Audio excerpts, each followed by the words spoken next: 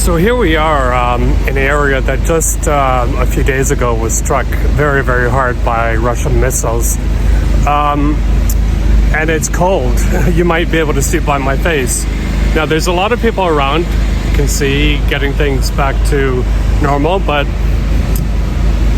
lots of buildings with windows blown out, and you can hear the generators behind me. That's because it's near zero, but because a few hours ago, Russian rockets, something like 100, accompanied by another almost 100 drones, struck throughout Ukraine, including critical infrastructure.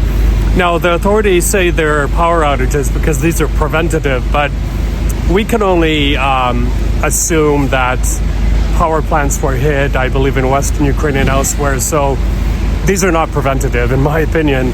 And they're long. I mean, I've been walking for about an hour, and if not more, and it's nonstop sound of generators. Now, I can only imagine what the people are going through who live here, because, you know, they can go to shelters, I suppose, but the area is huge. Having said all that, I gotta say, the one thing the Ukrainians are very quick at is cleanup and restoration.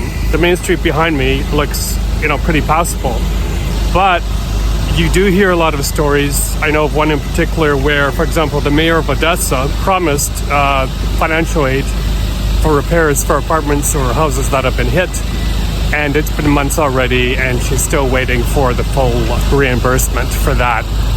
I can only guess how many stories there are that you can multiply many times across Ukraine.